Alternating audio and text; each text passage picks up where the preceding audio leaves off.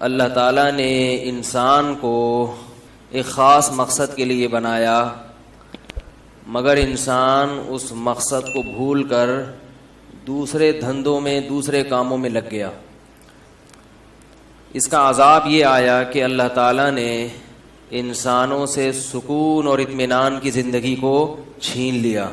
بڑے بڑے ذہین لوگ، بڑے بڑے عقل مند لوگ، بڑی بڑی تحقیقات کرنے والے، بڑی لمبی لمبی تقریریں جھاڑنے والے، ایسے ایسے فلاسفر کہ آپ ان کی باتیں سنیں تو عقل دنگ رہ جاتی ہے، لیکن اگر ان کی سمجھ میں کوئی بات نہیں آتی تو وہ اللہ کا دین، اللہ کے رسول کی باتیں، اللہ کی باتیں، خود اللہ کی ذات، ان چیزوں سے غافل ہے۔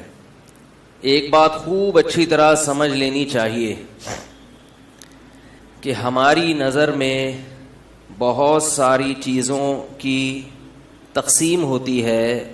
کسی کام کو ہم زیادہ اہم سمجھتے ہیں، کسی کام کو ہم کم درجے کا اہم سمجھتے ہیں۔ اقوام متحدہ کی نظر میں ترجیحات کا معیار الگ ہے۔ ہر ملک کے اپنے قوانین اور قانون سازی کے وقت جو ترجیحات ہوتی ہیں اس کا معیار الگ ہے۔ آپ کے اپنے گھر میں جو قانون نافذ ہے، اللہ کرے کوئی قانون گھر میں بھی نافذ ہو، آج کل تو گھروں کا کوئی قانون کوئی کسی کا ماتحت ہے ہی نہیں گھروں میں، اور گھر بھی آج کل نام ہے دیوار، اینٹیں، صوفے، فانوس، گدوں کا۔ اس کو لوگ کیا کہتے ہیں؟ یعنی گزوں کے حساب سے ہوتا ہے، 200 گز، 400 گز، چھوٹے گھر 60 گز، جبکہ میری نظر میں جو گھر کی ڈیفینیشن ہے وہ کچھ اور ہے۔ آپ کی نظر میں جو گھر کی ڈیفینیشن ہے وہ کیا ہے؟ 200 گز کا ہو، اتنے کمرے ہوں، فانوس ہو، صوفہ ہو، پنکھے ہوں، ایئر کنڈیشن ہو، جبکہ میری نظر میں گھر کی ڈیفینیشن یہ، بولو بھائی، میری نظر میں گھر اسے کہتے ہیں کہ میاں بیوی ہوں، معتد بھی بچے ہوں۔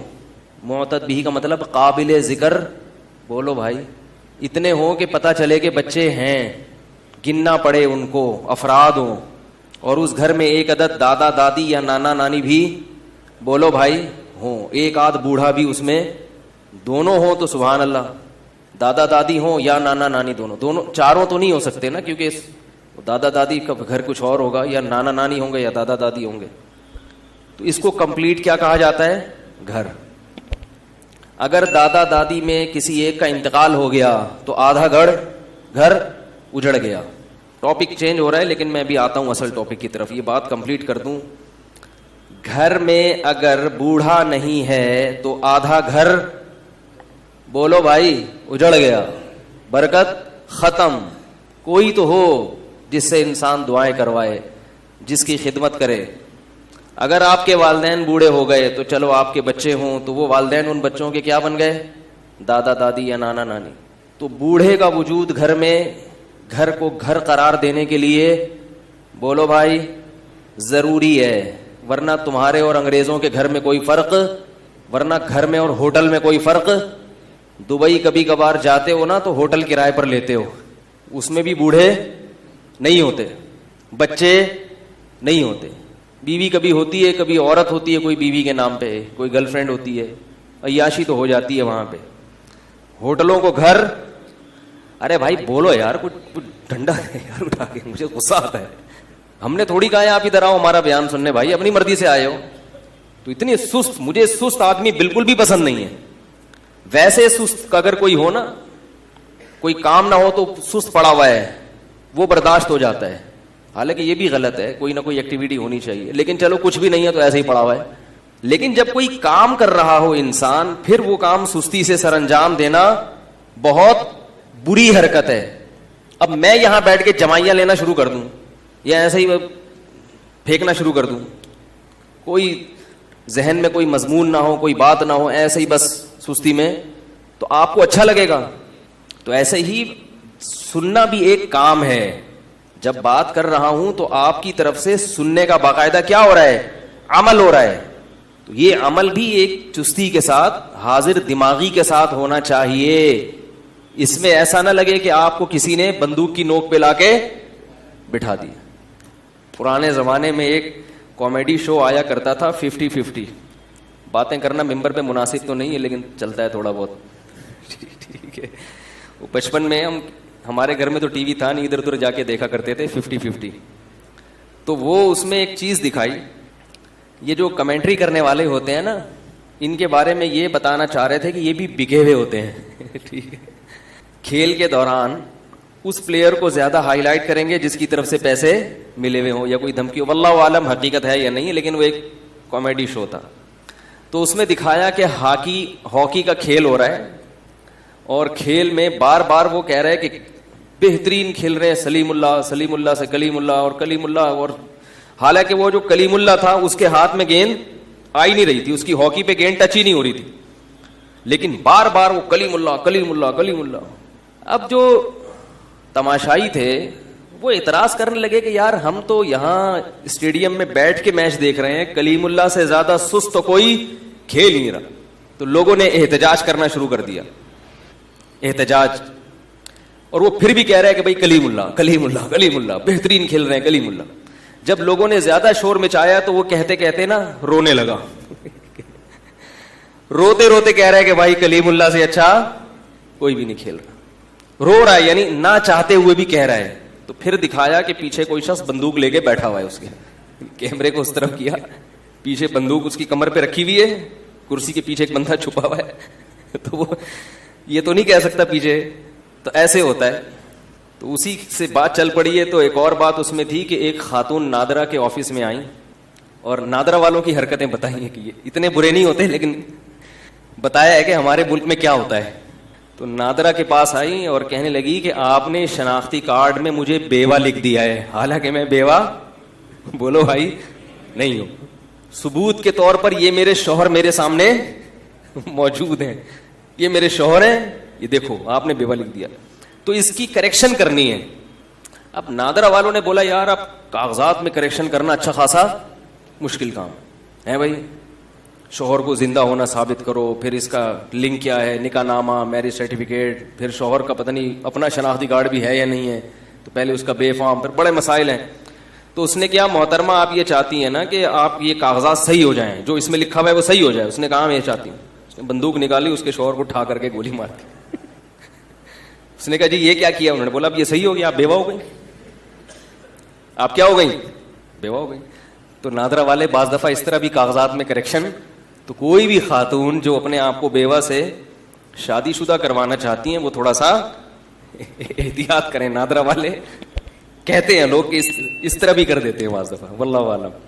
خیر, تو میں یہ عرض کر رہا تھا کہ دیکھو بیداری کے ساتھ بات سنا کریں. تو کیا بات چل رہی تھی؟ اصل جو ٹاپک تھا اس بزرگوں کی بات میں کر رہا تھا. ٹاپک تو مجھے یاد تھا, لیکن وہ جو کس اسٹاپ پہ آ کے ہم رکے تھے. تو گھر میں ایک آدھ بوڑھے کا ہونا ضروری ہے. اس کی چخ چخ سنا کرو, اس کی برداشت کیا کرو, اس سے اللہ آپ کے گناہوں کو معاف کرے گا. آدمی کا قانون اور ضابطے میں بھی ترجیحات کیا ہوتی ہیں؟ الگ ہوتی ہیں. مثال کے طور پر بعض لوگوں کا یہ اصول اور ضابطہ ہوتا ہے کہ بھائی بیگم کی ہر خامی برداشت ہوگی, کھانے پینے میں تاخیر برداشت. بولو بھائی, کہتے ہیں بھائی میرا میٹر گھوم جاتا ہے, بیگم کپڑے وقت پہ نہیں دھو, کوئی مسئلہ نہیں ہے, یہ نہیں کرو وہ نہیں, کھانا مجھے ٹائم پہ. ترجیحات ہوتی ہے نا ہر ایک کی. بعض لوگوں کھانے میں الجھ جلول ہوتے ہیں, ملے نہ ملے کوئی مسئلہ نہیں ہے, کپڑے مجھے ٹائم پہ آفس جانا ہوتا ہے یا کچھ بھی کرنا ہوتا ہے تو بھائی مجھے کپڑے ٹائم پہ چاہیے. بعض لوگوں کی نظر میں ترجیح کیا ہے کہ میری خدمت کرو نہ کرو, میرے والدین کی مجھے خدمت بولو بھائی چاہیے. تو ان کی نظر میں ترجیح کیا ہے؟ بھائی والدین کی خدمت سب سے. لوگ کہتے ہیں نا بڑی بیگم سے, بیگم تو مجھ سے منہ پھڑ کے جتنی مرضی بات کر لیا کرو, لیکن میرے ابا سے ذرا بولو بھائی تمیز. اسی طرح خواتین میں بھی ہے, شوہر سے کہتی ہیں بھائی مجھے خرچہ کم کر دو, لیکن بات جب بھی کرو تو کس سے؟ تمیز سے کرو, وقت زیادہ دو. بعضوں کی نظر میں ہوتا ہے ٹائم نہیں چاہیے, روکنا چاہیے. سعودیہ چلے جاؤ کمانے کے لیے, 4 سال تک وہیں رہو, 40 سال وہیں گزارو, مگر اللہ کا واسطہ کچھ پیسے. بے یار ہوتا ہے نا ایسے, بھائی ہمیں بندہ نہیں چاہیے, ہمیں کیا چاہیے؟ پیسے چاہیے. ترجیحات ہوتی ہیں. تو دنیا میں کوئی بھی انسان ایسا نہیں ہے جس کو ساری چیزیں مل جائیں. ہمیشہ ہم زندگی گزارتے ہیں ترجیحات, پرائیورٹیز جسے کہا جاتا ہے انگریزی میں, کہ ترجیحات کی بنیاد پر. دنیا میں اس سے بڑا احمق اور بیوقوف کوئی بھی نہیں ہوگا جو کہتا ہے کہ میری کوئی ترجیح نہیں ہے بیگم، مجھے سب چیزیں چاہیے، میرے ابا سے بھی اچھا سلوک، میری اماں سے بھی اچھا سلوک، مجھ سے بھی اچھا سلوک، کھانا بھی ٹائم پہ، کپڑے بھی استری ٹائم پہ، اخلاق سے بات بھی، زینت بھی، میری مرضی کے بغیر گھر سے باہر بھی نہیں، گھر کے میں کوئی آئے گا بھی نہیں، یہ بھی نہیں ہوگا، وہ بھی نہیں ہوگا، یہ بھی نہیں ہوگا، وہ بھی نہیں ہوگا، اور اتنے بجے تم نے سونا ہے، اتنے بجے تم نے اٹھنا ہے، دوپہر اتنے دیر کیلولا کرنا ہے، اس کے بعد فوراً اٹھ کے چائے بنانی ہے. بیگم کہے بھائی کچھ تھوڑا سا ہلکا کر لو، کہ نہیں مجھے ساری کی ساری چیزیں 100% درست چاہیے.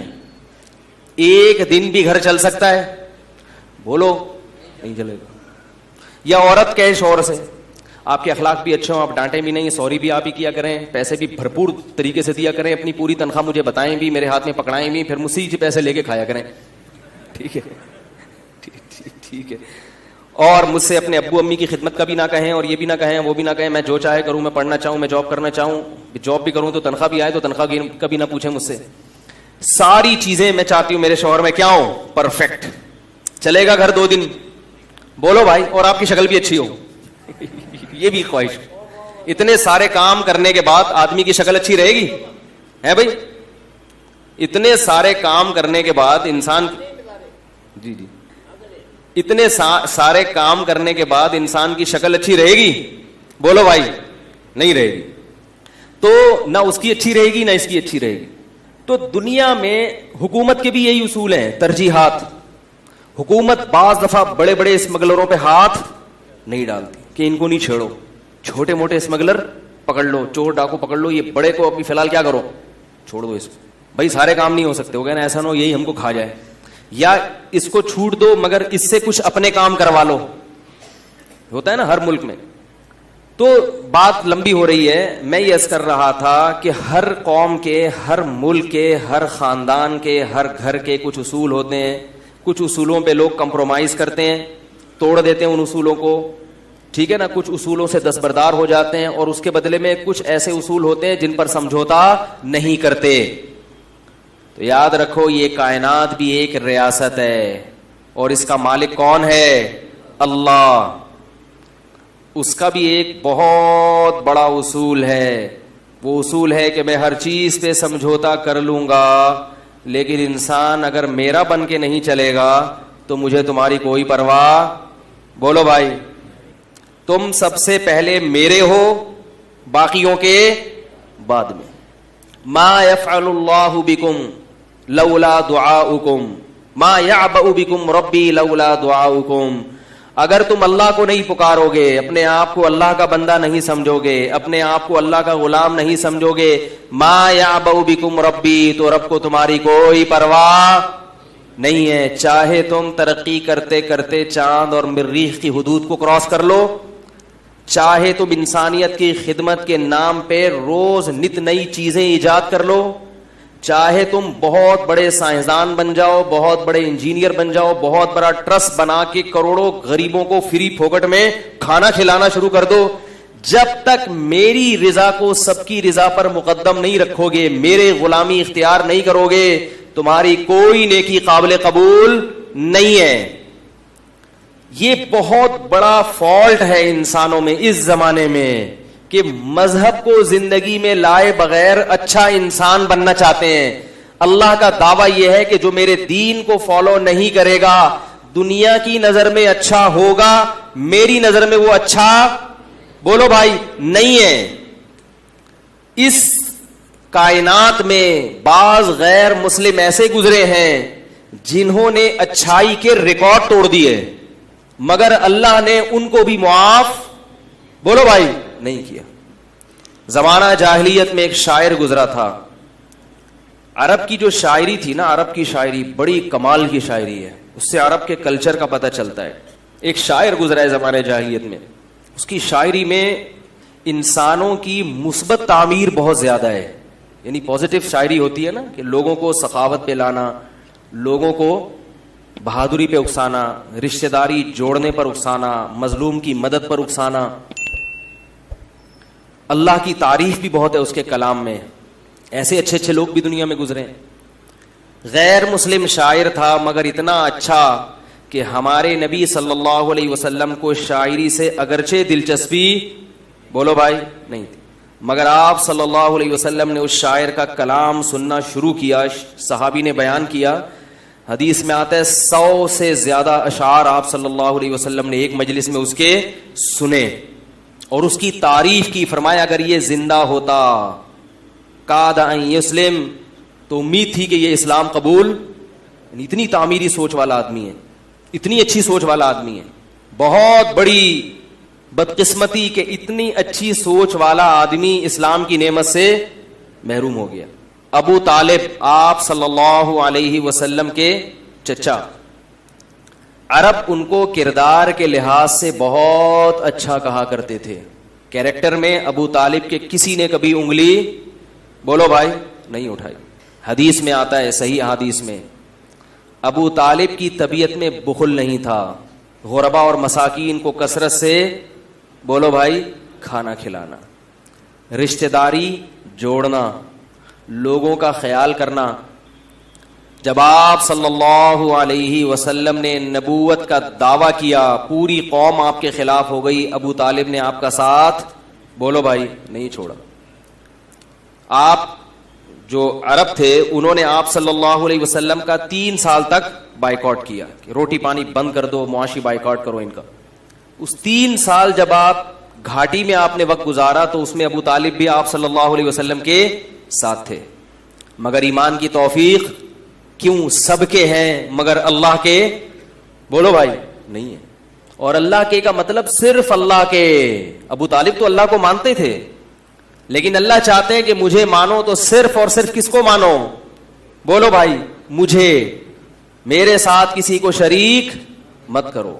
جو 360 بت بیت اللہ کے اندر رکھے ہوئے ہیں, یہ کیوں رکھے ہوئے ہیں؟ یاد رکھیے ابو طالب یا دیگر مشرکین مکہ وہ یہ نہیں کہتے تھے کہ یہ بت بھی اللہ ہیں. خوب اچھی طرح سمجھ لیں, شرک کسے کہتے ہیں؟ شرک اسے نہیں کہتے کہ 2 اللہ کے آپ قائل ہوں. ایسا شرک اس کائنات میں کبھی بھی نہیں ہوا. ہمیشہ ایک ہی خدا کو مانا گیا ہے. ہمیشہ جب بھی قرآن میں آتا ہے وَلَئِن سَأَلْتَهُم مَّنْ خَلَقَ السَّمَاوَاتِ وَالْأَرْضَ لَيَقُولُنَّ اللَّهُ, ان سے جب پوچھا جائے کہ کس نے آسمانوں اور زمین کو بنایا تو مشرکین کہتے ہیں کہ کس نے بنایا؟ اللہ نے بنایا. آج بھی جو مشرک ہے نا ان سے آپ پوچھیں کہ اس کائنات کا بنانے والا کون ہے تو وہ کیا کہیں گے؟ اللہ. ایک خدا ہے, کوئی گاڈ کہے گا اس کو, کوئی بھگوان کہے گا, کوئی اللہ کہے گا, لیکن مانتے کس کو ہیں؟ ہندو بھی کس کو مانتا ہے کہ بنانے والا کون ہے؟ ایک. تو یہ جو شرک ہوا ہے نا, شرک یہ کس نوعیت کا ہوا ہے اس کو سمجھیں. شرک یہ ہوا ہے کہ اللہ نے سب کچھ بنایا, سارے اختیارات کس کے پاس ہیں؟ اللہ کے پاس ہیں, لیکن اللہ نے اپنی عطا سے فلاں کو بھی فلاں اختیار بولو بھائی دے دیا ہے. سارے نہیں, کچھ اختیار اللہ نے اس کو دے دیے ہیں, کچھ اس کو دے دیے ہیں. نہیں آ رہی بات. یہ والا جو بت ہے اس بت کو بھی نہیں دیے. یہ جو بزرگ کو اللہ تعالیٰ نے مثلاً اولاد دینے کا اختیار دیا ہوا تھا, سمجھ رہے ہو؟ لہذا ان بزرگ کے مرنے کے بعد ان کے نام کی صورت بنا کے جب ان کے سامنے ہم جھکیں گے تو اللہ کی عطا سے یہ بزرگ بھی ہم کو بولو بھائی اولاد دے دیں گے. عین یہی شرک آج محمد صلی اللہ علیہ وسلم کی ذات کے ساتھ ہو رہا ہے. یہی شرک عین حضرت علی رضی اللہ تعالی عنہ کو مشکل کشا کہنے والے کر رہے ہیں. کہتے ہیں حضرت علی خود سے آپ کی مشکلات آسان نہیں کرتے, اللہ کی عطا سے آپ کی مشکلات بولتے کیوں نہیں؟ یہ جو نوح علیہ السلام کے دور میں 5 بڑے بڑے بت تھے, ود, سوا, یغوث, یعوق, نصر, یہ اصل میں 5 بڑے بڑے بزرگان دین تھے, اللہ والے لوگ تھے. جب ان کی موت واقع ہوئی ہے تو لوگوں نے کہا یہ بڑے اللہ والے بزرگ ہیں, ان کے نام کی مورتی بنا کر ہم ان سے دعا مانگیں گے ان سے, دے گا کون؟ اللہ. نہیں آ رہی بات. اور بعض یہ کہتے تھے مانگیں گے ان سے, دیں گے یہ مگر اللہ کی عطا سے, کیونکہ اللہ نے ان کو اختیارات دیے ہوئے. ان دونوں قسموں کو شریعت نے کیا قرار دیا؟ شرک. کہ اللہ نے کسی کو کسی قسم کا اختیار, سارے اختیارات اللہ نے کس کے پاس رکھے ہیں؟ اپنے پاس, کسی کو نہیں دی اللہ نے. یہ والا شرک ہے جس کی نفی کے لیے قرآن نازل ہوا ہے. آج جب کسی سے بات کی جائے نا مشرک سے, تم رسول سے کیوں مانگتے ہو, فلاں سے کیوں مانگتے ہو, کہتے ہیں ہمیں پتا ہے کہ یہ خود سے نہیں دے سکتے, لیکن اللہ نے ان کو اختیار دیے ہیں. اللہ نے اپنے حبیب کو جب اختیارات دے دیے تو ہم اگر اللہ کے حبیب سے مانگ لیں تو تمہیں کیوں تکلیف ہو رہی ہے بھائی؟ کیا ہو گیا بھائی؟ تو بھائی یہی تو وہ شرک تھا جو کون کیا کرتا تھا؟ مشرکین مکہ کرتے تھے. وہ اللہ کے رسول سے نہیں مانگتے تھے, وہ بتوں سے مانگتے تھے. تو اللہ نے یہ نہیں کہا کہ ہم بت کے پاس, اللہ نے کہا میرے سوا کسی کے پاس اختیارات نہیں ہے. اب یہاں لوگ سوال پوچھتے ہیں کہ واہ بھائی واہ, پولیس کے پاس تو اختیارات ہیں آپ کی مدد کرنے کے ہیں بھائی, ڈاکٹر کے پاس اختیارات ہیں آپ کو اولاد دینے کے, بے اولاد لوگ ڈاکٹر کے پاس جاتے ہیں نا, کیا خیال ہے؟ تو کیا اللہ کے نبی کے پاس نہیں ہو سکتے ہیں بھائی؟ یہ موضوع میرا ابھی توحید مقصد نہیں ہے, جلدی سے اس کو سمیٹ کے میں اسٹیشن درمیان میں آتے رہتے ہیں. اصل میں ادھورا چھوڑ دو نا, پھر مجھے پتا ہے فیس بک پہ گالیاں آنا شروع ہو جاتی ہیں, برا بلا ابے اس کو, جب پولیس کے پاس اختیارات ہے تو نبی کے پاس کیوں نہیں ہے, یہ اس طرح کے آ جائیں گے. اصل تو میں آ رہا ہوں اب. تو بعض دفعہ ایسا ہوتا ہے نا کہ کہیں سے جا رہے ہیں تو راستے میں اسٹیشن اتنا اچھا لگا کہ چلو یہیں اتر جاؤ یار, کیا خیال ہے؟ ایسا بھی ہوتا ہے نا. تو یاد رکھو پولیس جو مدد کرتی ہے وہ اسباب کے تحت کرتی ہے. اسباب کے تحت تو سب کے پاس سب کچھ ہر قسم کے اختیارات ہیں, اور وہ صرف نبی کے پاس نہیں ہیں اسباب والے. آپ خود مانتے ہیں کہ وہ کس کے پاس ہیں؟ پولیس کے پاس بھی ہیں. تو پھر پولیس سے معاذ اللہ, پھر تو پولیس کا مقام بھی بہت اونچا ہو گیا نا. آپ مانتے ہیں کہ پولیس کے پاس جس قسم کے اختیارات ہیں, ہم ان اختیارات کی بحث نہیں کر رہے. ایک ہوتا ہے لاجیکلی کوئی کام کرنا, میں آپ سے پانی مانگتا ہوں تو آپ جائیں گے نل کا کھولیں گے, پوری سائنٹیفک لاجک ہے نا, پانی اوپر سے نیچے آئے گا. اور ایک میں آپ سے پانی مانگتا ہوں, آپ چھو منتر کر کے بولتے ہیں بس جب چاہو آپ بارش برسا سکتے ہو, جب چاہو آپ پانی سامنے لا سکتے ہو. ایسا تو نہیں ہوتا, یہ شرک ہے. ڈاکٹر سے جب آپ اولاد مانگتے ہیں تو اولاد نہیں مانگتے, اولاد کی دوا مانگتے ہیں کہ میرے اندر کوئی خرابی ہے, کوئی میڈیکلی کوئی پرابلم ہے, تو کوئی ایسا دوا بتاؤ کہ وہ میڈیکلی پرابلم کیا ہو جائے, حل ہو جائے. جبکہ اللہ سے مانگتے ہیں تو اللہ کو ہم چھوڑ دیتے ہیں کہ اللہ تو جس طرح بھی دینا چاہے, چاہے وہ میڈیکلی پرابلم صحیح ہو یا نہ ہو. زکریا علیہ السلام نے اللہ سے بڑھاپے میں دعا مانگی تھی, میڈیکلی بڑھاپے میں دعا اولاد ممکن نہیں ہے, لیکن کہا تھا مجھے ایسے ہی چاہیے. اللہ نے کہا چلو بوڑھے ہو کے ہی دے دوں گا میں تمہیں. اس قسم کے اختیارات صرف کس کے پاس ہیں؟ اس میں اللہ نے کسی پیغمبر کو, کسی فرشتے کو, کسی مقرب ولی کو بھی اپنے ساتھ شریک بولو بھائی نہیں کیا ہے. اور اگر آپ نے یاد رکھو, خوب اچھی طرح سمجھ لیں, اللہ شرک کے معاملے میں بہت حساس ہے, کیونکہ یہ غیرت کا معاملہ ہے. مانگنا صرف کس سے ہے؟ اللہ سے. اگر آپ نے اللہ کے سوا کسی اور سے مانگنا شروع کر دیا اور وہ اسباب سے ہٹ کے مانگنا ہو تو پھر میرے بھائی بخشش کا امکان ختم. اللہ کا واسطہ دے کے کہتا ہوں کہ مزاروں پہ جانا بولو بھائی بند کر دو. کچھ بھی نہیں رکھا مزاروں پہ, کچھ بھی نہیں ہے. میں جب سفر پہ جاتا ہوں نا تو پھر ایک ٹیلی فون کے ذریعے, اور ٹیلی فون سے بھی زیادہ سفر میں لوگوں کا پتہ چلتا ہے. ایک مرتبہ میں پنجاب سے آ رہا تھا بائی ٹرین, تو اسٹیشن پہ ہم بیٹھ گئے ٹرین کے انتظار میں, تو ایک پڑھا لکھا لڑکا میرے ساتھ آگے بیٹھ گیا. لگ رہا تھا شکل سے لباس سے پڑھا لکھا ہے. گپ شپ شروع ہو گئی. میں نے کہا کدھر کی روانگی؟ کہہ رہے کراچی جا رہا ہوں. میں نے کہا کہاں؟ کہہ رہے وہ عبداللہ شاہ غازی کے مزار پہ. میں نے کہا شکل سے تو پڑھے لکھے لگ رہے ہو یار. تو کہہ رہے کیا ہوا؟ مزار پہ جا کے میں اللہ سے مانگوں گا, عبداللہ شاہ غازی تھوڑی مانگوں گا. تو میں نے کہا اللہ سے مانگنے کے لیے اللہ نے مسجدیں بنائی ہیں, مزار بولتے کیوں نہیں؟ اللہ سے مانگنے کے لیے کیا ہے؟ مسجدیں ہیں, مزار تھوڑی ہیں. بہت سمجھایا, مگر جیسے روحانی علاج والوں کی عقیدت ایک دفعہ جب دل میں بیٹھ جائے نا, دلائل کے انبار لگا دو مگر بات سمجھ میں یہ اندر کوئی فالٹ ہوتا ہے. استخارے کا ایک دفعہ تصور دماغ میں بیٹھ گیا نا, پھر بھی استخارہ کرے گا جو اپنے طریقے سے. ایک تو سنت استخارہ ہے نا جو میں بولتا رہتا ہوں, ایک غلط استخارہ ہے جس میں کچھ نکلتا ہے. کتنا چیخ چیخ کے تھک گئے کہ بھائی یہ استخارے نہیں ہے اسلام میں.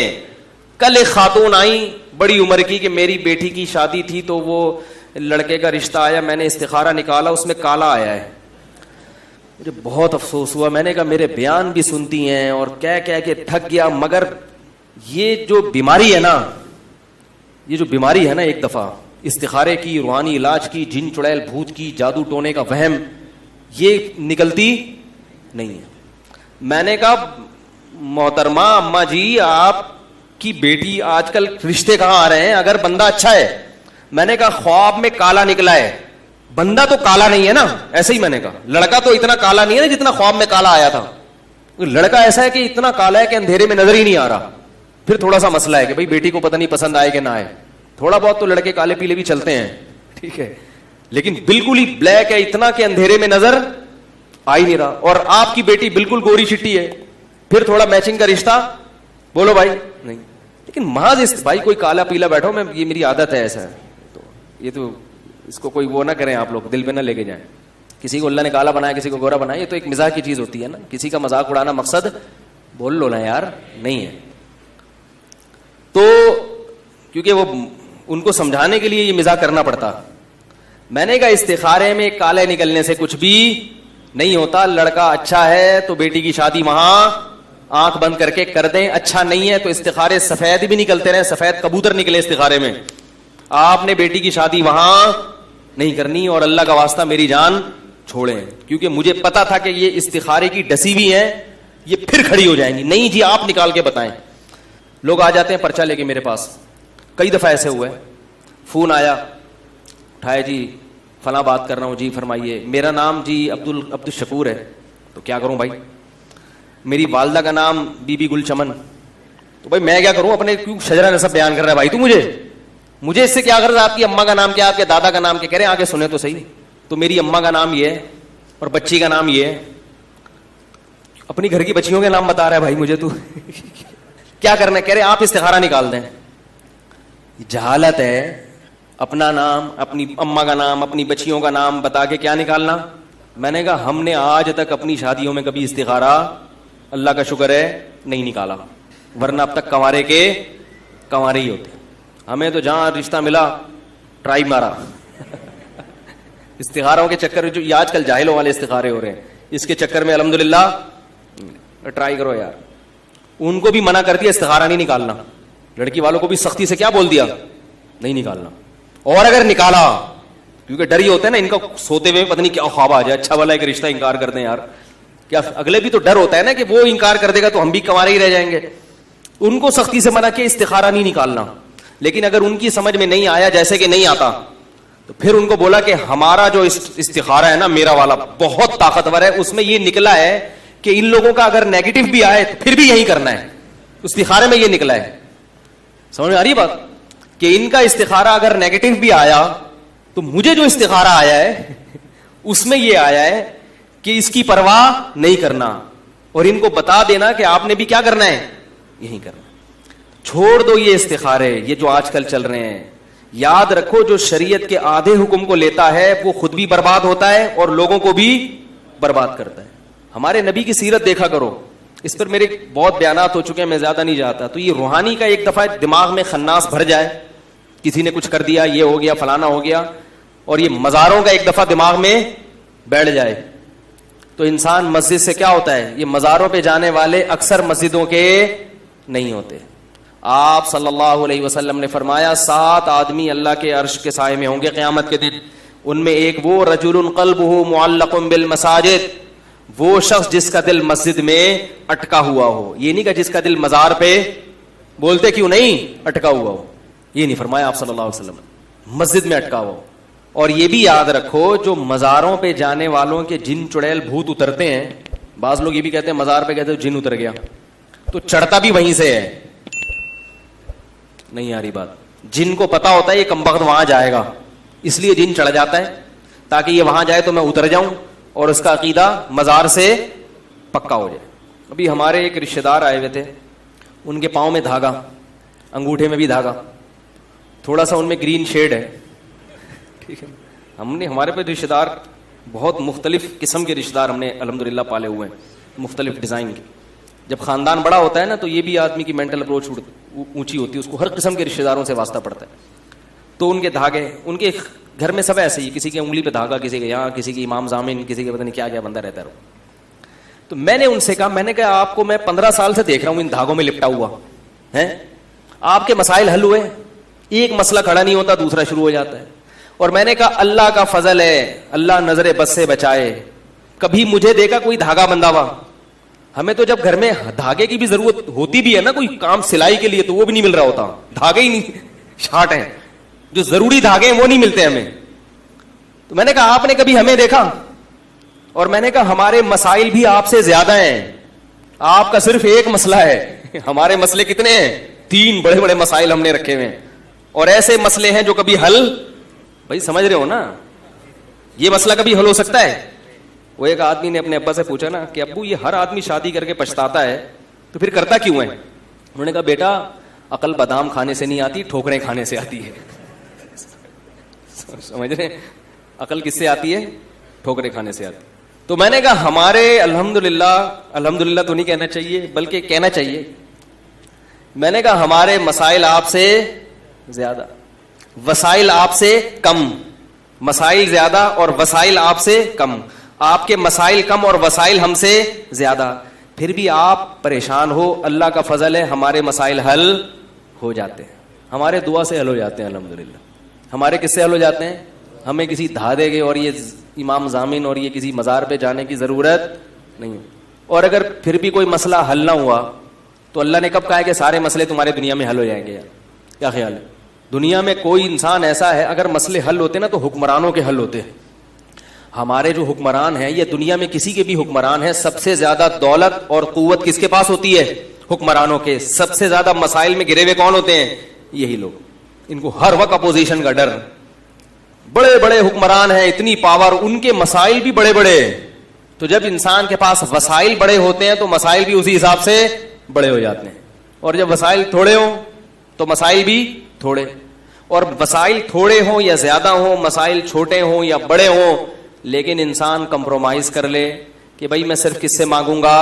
اللہ سے. اللہ حل کر دے ٹھیک ہے، اللہ اگر حل نہیں بھی کرتا تو تسلی بہرحال دے دیتا ہے.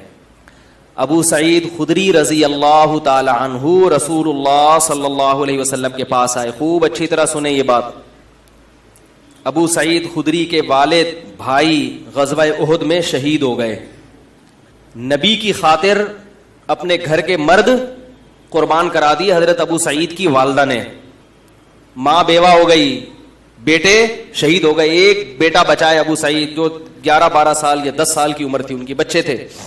اب صحابہ کے گھروں میں جو شہادتیں ہوئی ہیں تو فاقے پڑھنا شروع ہو گئے. ظاہر ہے 70 افراد شہید ہوئے، یہ جوان تھے، کمانے والے تھے. 70 گھروں کے چولہے بند ہو گئے. کتنی بڑی بڑی قربانیاں دی ہیں صحابہ نے. اس لیے یاد رکھو، جو انجینئر بدبخت بیٹھ کے حضرت معاویہ کو برا بھلا کہتا ہے، دلائل کی دنیا میں جواب تو بہت ہیں، علماء دے چکے ہیں، لیکن اس بدبخت کو اپنی موت کے برے انجام سے ڈرنا چاہیے. ایک آج کا بچہ بیٹھ کر حضرت علی اور معاویہ میں امپائر بن کے یہ فیصلہ کر رہا ہو کہ یہ جنتی اور یہ جہنمی، اس کی اللہ نے ہمیں اجازت نہیں دی، اور یہ بہت بڑی جرت اور دلیری ہے. بڑوں کے اختلافات بڑوں تک محدود رہنے دو. آپ اتنا فنٹر بننے کی کوشش مت کرو. تمہاری اوقات کیا ہے کہ تم بیٹھ کر ایک صحابی رسول پر تانے دو؟ مجھے اس انجینئر پہ خدا کی قسم غصہ نہیں آتا، مجھے ان مستنڈوں پہ غصہ آتا ہے جو اس کے سامنے بیٹھ کر جی حضوری میں لگے ہوئے ہیں کہ تمہیں دنیا میں بڑے بڑے علماء فقہا دنیا سے ختم ہو گئے، تمہیں کل کے لونڈے کو، ایک بچے کو تم نے بٹھا کے اپنا پیر و مرشد بنا لیا ہے، اس کی تحقیق کو تم تحقیق کہتے ہو. ایک طوفان بدتمیزی ہے میڈیا پہ صحابہ کرام کے خلاف. ہر ٹچا اٹھتا ہے، ہر جاہل سے جاہل اٹھتا ہے اور تبصرے کرنا صحابہ کرام کے خلاف شروع کر دیتے ہیں. میری نظر میں حضرت عثمان کی پالیسی ٹھیک نہیں تھی، میری نظر میں حضرت معاویہ کا یہ موقف درست نہیں تھا. تیری اوقات کیا ہے کہ تو ایسے بیٹھ کے باتیں کر رہا ہے؟ امام مالک سے کسی نے کہا کہ کیا عمر بن عبد العزیز حضرت معاویہ سے افضل ہیں؟ عمر بن عبد العزیز رحمہ اللہ تعالی، ان کو 5واں خلیفہ راشد کہا جاتا ہے. کسی نے کہا کہ عمر بن عبد العزیز نے اتنے کام کیے تو کیا وہ حضرت معاویہ سے افضل ہیں؟ امام مالک نے فرمایا کہ معاویہ جس گھوڑے پر بیٹھ کر محمد صلی اللہ علیہ وسلم کی معیت میں لڑا کرتے تھے، اس گھوڑے کی ناک میں جانے والا غبار بھی عمر بن عبد العزیز سے بہتر ہے. صحابہ میں جو اختلاف ہوا وہ حکومت کی لالچ میں نہیں ہوا، ایک آزمائش تھی امت کی پر اللہ کی طرف سے. حضرت معاویہ کہتے تھے کہ حضرت عثمان کا میں رشتہ دار ہوں، ان کے قاتلوں سے قصاص لینا میرا حق ہے، اور حضرت علی کہتے تھے کہ میرے لیے قصاص لینا ممکن نہیں ہے، پہلے حکومت کو مضبوط کرنا یہ زیادہ ضروری ہے. اجتہادی اختلاف تھا, اس بیس پر تلوار اٹھی ہے آپس میں.